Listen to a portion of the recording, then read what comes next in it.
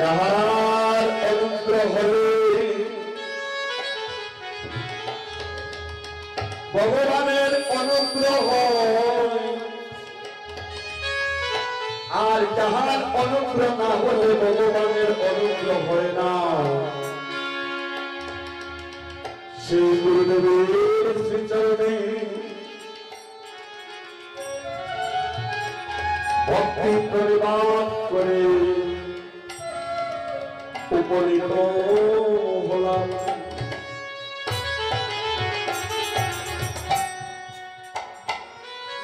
উপস্থিত শুভ অভিসার পর্বে আমার মাতৃমণ্ডলী, পিতৃমণ্ডলী, যুবক বন্ধুগণ, আপনাদের সকল ভক্তবৈষ্ণবের কৃপার পদ্মে আমি অদম সৈনিক শ্রী মনোরঞ্জন দাস ক্ষুদ্র সম্প্রদায় পক্ষ হইতে আপনাদের সকল ভক্তবৈষ্ণব শ্রীপাদ চরণের সাথে পরিদণ্ড করলাম।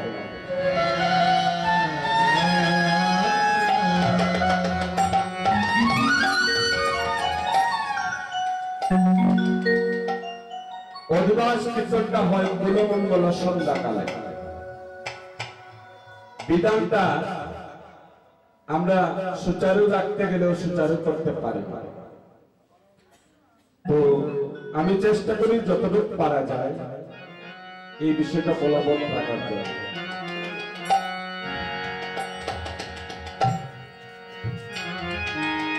আজ সচির তনয়া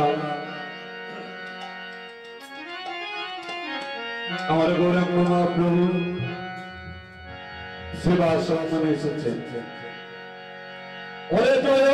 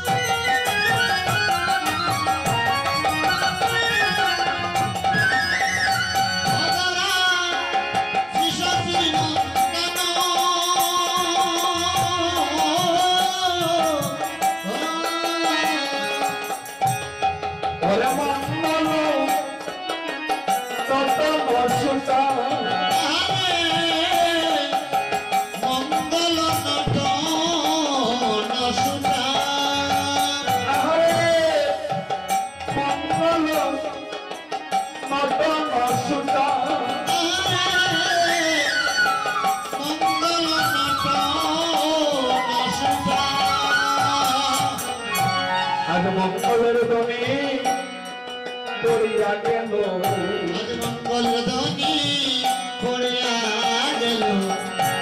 আজ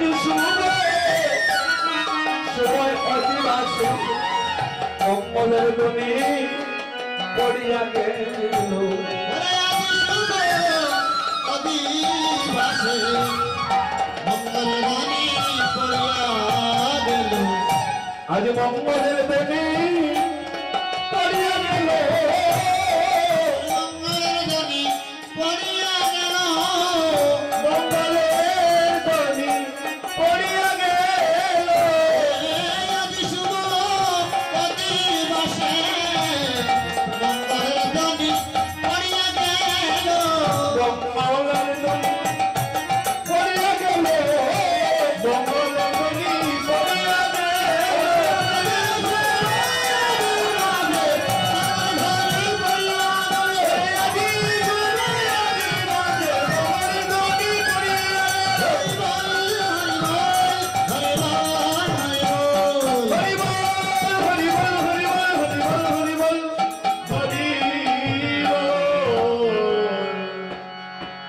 মহাজনকে বললেন,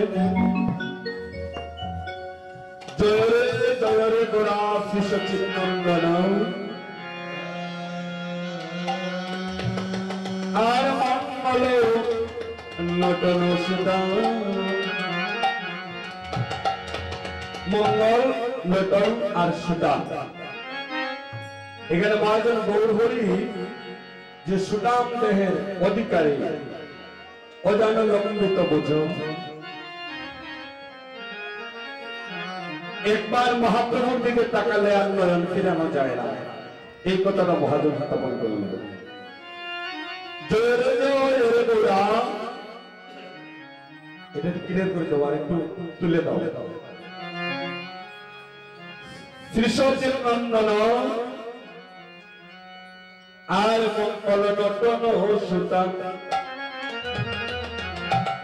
আর কি বললেন মহাজন বললেন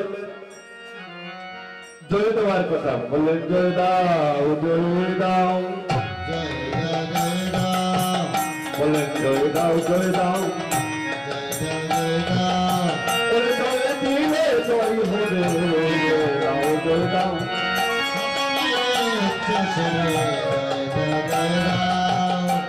মহাজন বললেন বললেন জয় দাও সবাই তোমরা জয় দিলে আজ জয় হবে রে তাই আজ বললেন মহাজন আমার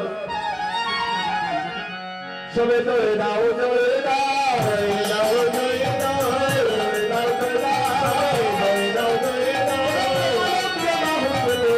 জয় দাও জয় দাও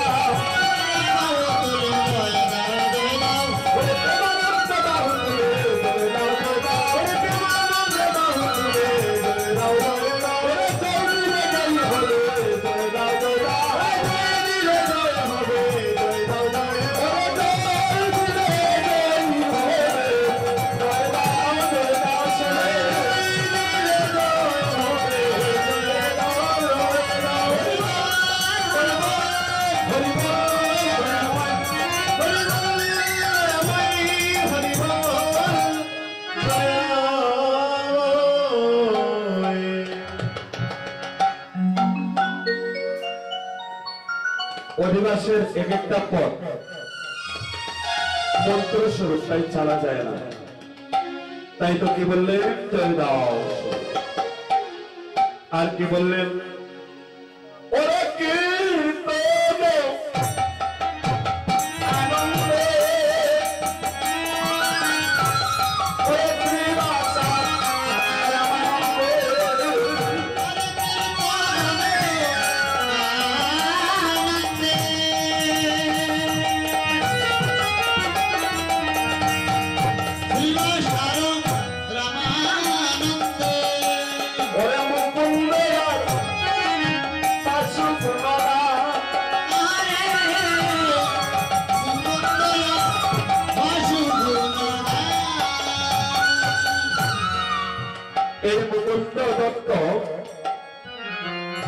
আর বাসুদেব দত্ত তারা দুই ভাই ছিলেন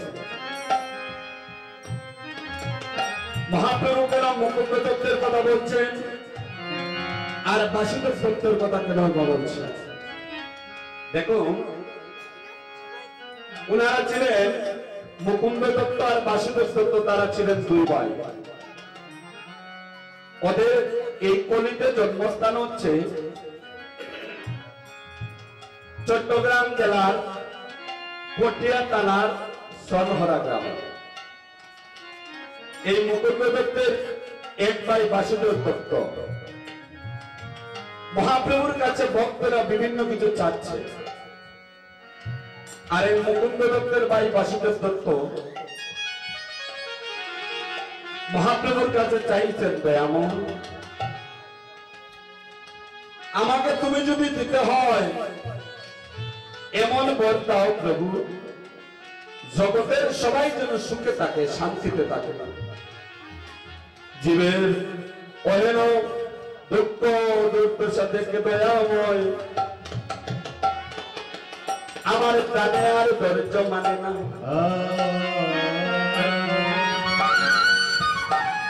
মহাপ্রভু বলেছিলেন তাই হবে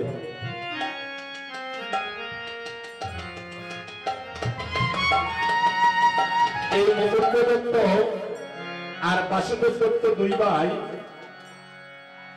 ওনারা পূর্ব লীলায় কাপড় লীলায় ছিলেন মধুকণ্ঠ আর মধুব্রত। এরা মহাপ্রভুকে পদ শোনাইতেন, কীর্তন শোনাইতেন। এর জন্য মহাপ্রভুর অনেক অন্তরঙ্গ ভক্ত ছিল তারা। আরেকজন বললেন মুকুন্দ আর বাসগুণ গান, কীর্তন আনন্দে শ্রীবাস রামানন্দে, আর মুকুন্দ আর বাসগুণ গান। এই বাসুঘোষ মৌলভীবাজার জেলার রাজনগর থানার মহলাল গ্রামে জন্ম হয়েছিল। এই বাসুঘোষ একজন মহাজন, বৈষ্ণব পদাবলী কীর্তনের অনেকগুলো পদ উনি রচনা করেছেন। উনি ছিলেন পূর্ব লীলায় সুদেবী সঙ্গী, আর এই লীলায় মহাপ্রভুর একজন পার্শ্ব ছিলেন, যিনি বৈষ্ণব পদাবলী পদের অনেকগুলো পদ রচনা করেছেন। তাই মহাজন বললেন কীর্তন আনন্দে শ্রীবাস রামানন্দে মুকুন্দ আর বাসগুণ গান। আর কি বললেন মহাজন?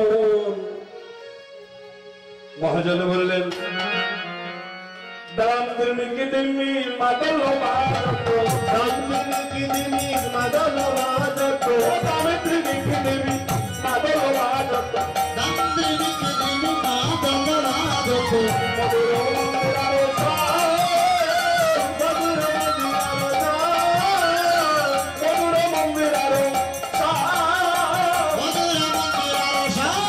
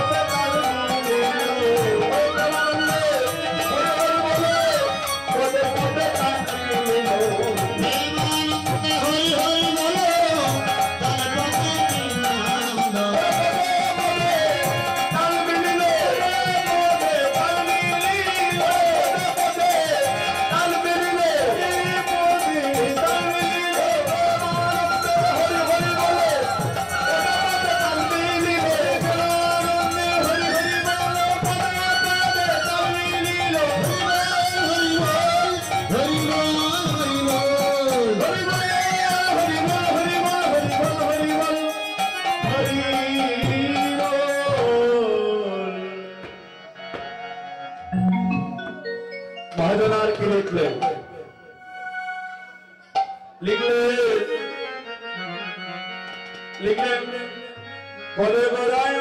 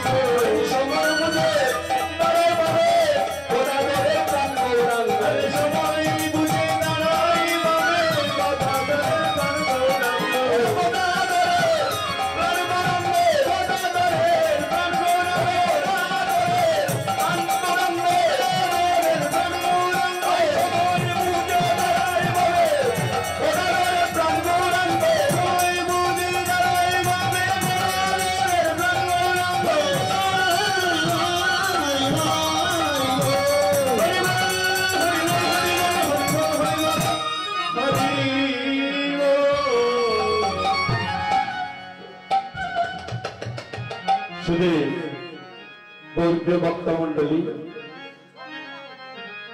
আজ মহাপ্রভু সেবা সম্মানে এসেছে। আর মহাপ্রভুকে ভক্তরা দর্শন করে আনন্দে আত্মহারা হই আজ অমনি করে জয়ের ধ্বনি করছি। কেউ আমার মহাপ্রভুকে মাল্য চন্দন পরিয়ে দিচ্ছে, কেউ আমার মহাপ্রভুকে জড়িয়ে ধরে আনন্দে আত্মহারা হয়ে প্রেমানন্দে ধরে বাহু করে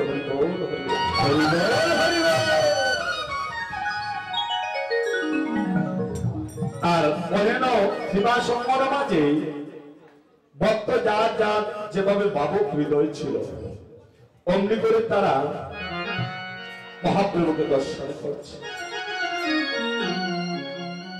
এদিকে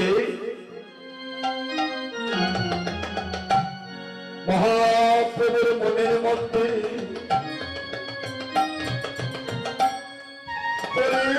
পাপাচারী আর ব্যভিচারী জীবকে উদ্ধার কল্পে হরিনাম যজ্ঞের চিন্তাধারা আমার মহাপ্রভুর মনের মধ্যে। কারণ মহাপ্রভু প্রত্যেকটা যুগে যুগে ছিলেন ঐশ্বর্যের ভগবান। এই কলিতে মা আমার মহাপ্রভু ঐশ্বর্যের ভগবান নয়, ভগবান মাধুর্যের ভগবান। মহাপ্রভুর ভক্ত মন্ডল কপলে